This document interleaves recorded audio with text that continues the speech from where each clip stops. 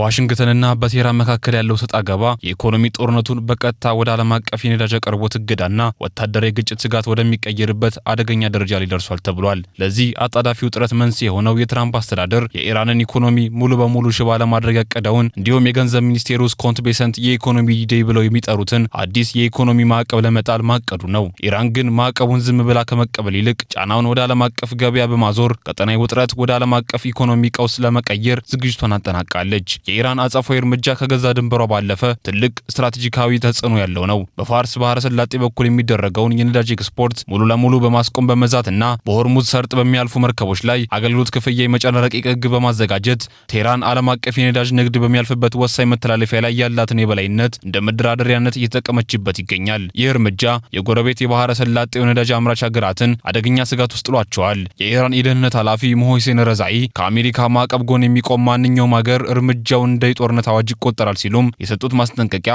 ሶስተኛ ወገን ሀገራት በአሜሪካ የማዕቀብ እገዳና በኢራን ወታደራዊ ጥቃት መካከል እንዲመርጡ ያስገድዳቸው ይመስላል። ይህ እያደገ የመጣው ግጭት ታላላቅ ሀገራት በታጣቂ ኃይሎች ላይ የሚጥሉትን የኢኮኖሚ ማዕቀብ ምን ያህል የተወሰነ ውጤትና ከፍተኛ አደጋ እንዳለው ያሳያል። ዋሽንግተን ቴህራንን በኢኮኖሚ እጅ ለማስቆጨት ስትሞክር፣ ኢራን በበኩሏ በዓለም አቀፍ የነዳጅ ገበያና የባህር ላይ ንግድ ላይ ከፍተኛ ጉዳት ማድረስ እንደምትችል እያሳየች ትገኛለች።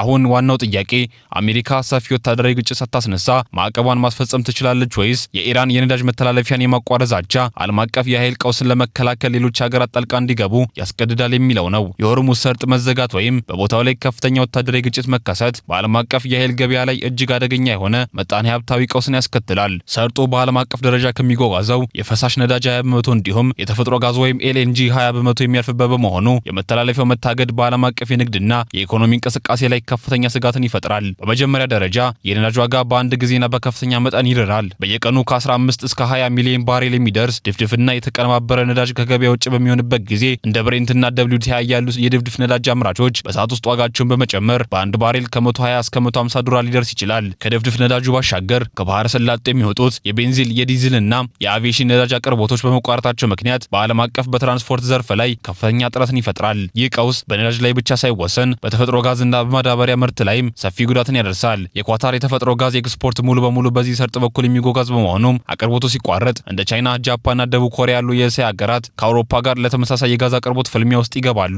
ይህ ውድድር የጋዝ ዋጋን በከፍተኛ ሁኔታ በማናር የኤሌክትሪክ ኃይል ማመንጫዎችን ከመጨመሩ ባሻገር የተፈጥሮ ጋዝ ለናይትሮጅን ማዳበሪያ ዋና ግብዓት በመሆኑ ምክንያት የማዳበሪያን ዋጋ በማስወደድ በዓለም አቀፍ ደረጃ የምግብ ዋጋ ንረትን ያስከትላል። በተጨማሪም በፋርስ ባህረ ሰላጤ የሚመረተው ነዳጅ በሌሎች አማራጭ የፓይፕላይን መስመሮች ሙሉ በሙሉ ማስተላለፍ አይቻልም። የሳውዲ አረቢያ የምስራቅ ምዕራብ መስመር በቀን 5 ሚሊዮን ባሬል እንዲሁም የተባበሩት አረብ ኤምሬትስ የሀብሻን ፋጃይራ መስመር በቀን 1.5 ሚሊዮን ባሬል ነዳጅ ከሰርጡ ውስጥ በማጓጓዝ ቢችሉም በቀን ከ10 እስከ 14 ሚሊዮን ባሬል የሚደርስ ነዳጅ በባህረ ሰላጤ ውስጥ ታግዶ ይቀራል። ይህም ከኦፔክ አጠቃላይ የመጠባበቂያ የማምረት አቅም በላይ በመሆኑ እጥረቱን መሸፈን አይቻለውም። ይህ አጋጣሚ የባህር ላይ የትራንስፖርት ኢንሹራንስ ዋጋ በከፍተኛ ሁኔታ እንዲጨምር ስለሚያደርግ ወይም ዋስትና ሙሉ በሙሉ እንዲከላከል ስለሚያደርግ የንግድ መርከቦች እንቅስቃሴ ይገታል። የኃይል ዋጋ መጨመር የማኑፋክቸሪንግ እና የትራንስፖርት ወጪዎች በማናር በዓለም አቀፍ ደረጃ የማዕከላዊ ባንኮችን የኢኮኖሚ ፖሊሲ ያወሳስበዋል። ይህም የኢኮኖሚ እድገትን መግታት እንዲሁም ከፍተኛ የዋጋ ንረት በአንድ ላይ የሚከሰትበትን ስታግፍሌሽን የተባለውን ከባድ ምጣኔ ሀብታዊ ቀውስን ይፈጥራል። ይህንን የምጣኔ ሀብት ስጋት ይበልጥ የሚያሳስበው ደግሞ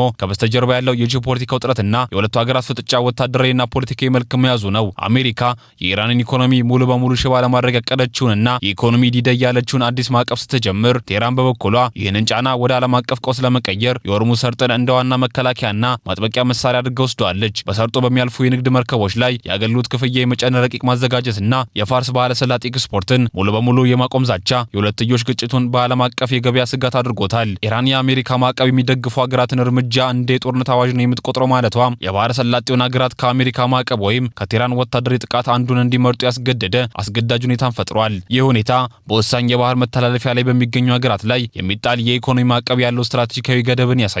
ዋሽንግተን ማዕቀቡን በኃይል ለማስፈጸም የምታደርገው ጥረት ቴህራን በሰርጡ ላይ የሚበይን እርምጃ አጸፋ እንድትመልስ የሚገፋፋት በመሆኑ ግጭቱ ኢኮኖሚያዊ የበላይነትን ከማስረገጥም አልፎ ዓለም አቀፍ የኃይል አቅርቦትና ደህንነትን አደጋ ላይ የሚጥል ሰፊ ወታደራዊ ግጭት ውስጥ የመግባት እድሉን ያሰፋዋል።